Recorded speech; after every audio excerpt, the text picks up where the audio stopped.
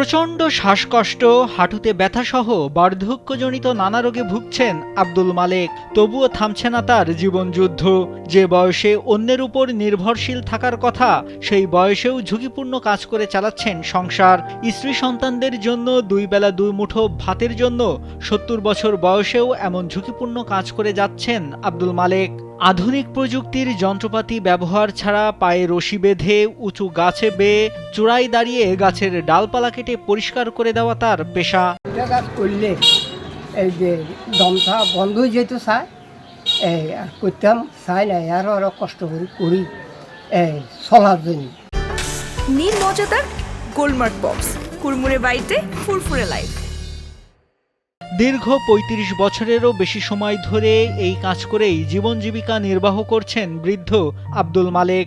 লম্বা খেজুর গাছ, তাল গাছ, নারকেল গাছ, সুপারি গাছের চূড়ায় উঠে ডালপালা কাটা আব্দুল মালেকের একমাত্র রোজগারের উপায়। প্রতিটি নারকেল গাছের ডালপালা কাটতে ২০০ টাকা, খেজুর গাছ আর তাল গাছ কাটতে ৩০০ টাকা নেন। গ্রামে গ্রামে ঘুরে গাছের উপরিভাগের ডালপালা ছেটে দিয়ে যে টাকা আয় হয় তাই দিয়েই চলে তার সংসার। নারকেল গাছ পরিষ্কার করাবো এই জামাল মিয়ার মাধ্যমে। জামাল মিয়া প্রায় একজন বয়স্ক লোক, প্রায় ৭০-এর কাছাকাছি তার বয়স, এবং সে আজকে ৩০ থেকে ৩৫ বছর যাবত এই কাজে করতেছে। হয়তো আর কতদিন করতে পারবে জানি না, বয়স্ক মানুষ। প্রতিদিন আগে এক সময় সে ২০টা ৩০টাও গাছ পরিষ্কার করতে, বর্তমানে ৩-৪টা বেশি পারে না শারীরিক দুর্বলতার কারণে। এই গ্রামে ঘুরা ঘুরা এই গ্রাম ওই গ্রাম, পুরো মির্জানগর ইউনিয়ন, ২ নম্বর ইউনিয়ন, ৩ নম্বর ইউনিয়ন, ৪ নম্বর ইউনিয়ন, সব জায়গাতে ঘুরে ঘুরে গাছ চুলা এই সংসার চালায়।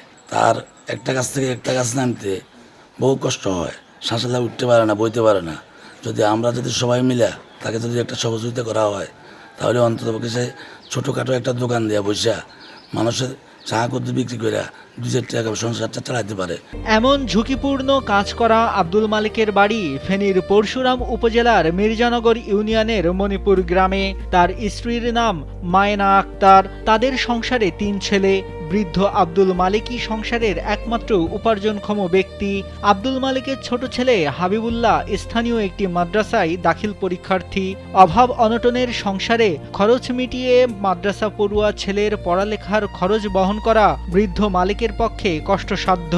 এখন আর আগের মতো শরীরে শক্তি নেই, তবুও পেটের দায়ে বাধ্য হয়ে এমন ঝুঁকিপূর্ণ পরিশ্রমের কাজ করতে হচ্ছে তাকে। আমি আজকে আপনার ৩০-৩২ বছর পর্যন্ত আমি গাছ চুলি।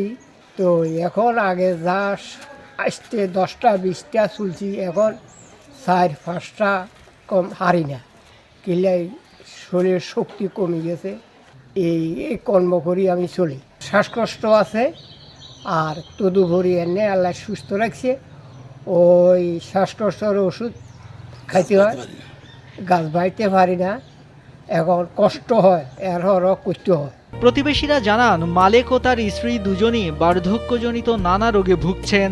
তার যে টাকা আয় হয় তা দিয়েই সংসারের খরচ চালিয়ে স্বামী স্ত্রীর চিকিৎসা ও ছেলের পড়ালেখার খরচ বহন করা তার পক্ষে সম্ভব না। তাই যদি মালেক সরকারি সহযোগিতা পায়, তাহলে তার সংসারটা একটু ভালোভাবে চলবে। আজ ৩০ বছর ধরে ইয়ারে চিনি এই কষ্ট করে নারিকেল গাছ ভাই আরে কাজুর গাছ ভাই আরে মানুষের গ্রামে গ্রামে আড়ি যেতে কয় এদের বাদ যায়। তো গাছ একটা চলে দিয়ে নারিকেল গাছ একটা আগে তো ৬ কেজি দিত গাছ গিয়ে চললে, তবে আজ ৩০ বছর যে চুলের কম হইল। আজ দেখছি মানে সবসময় মানুষের বাড়ি বাড়ি। শুধু সরকারি সহযোগিতা না, যদি সমাজের বিত্তবানেরা তাকে একটু সহযোগিতা করে, তাহলে একটি মুদি দোকান করে তার আয় দিয়ে শেষ জীবনে একটু ভালো থাকতো পরিশ্রমী এই মানুষটি।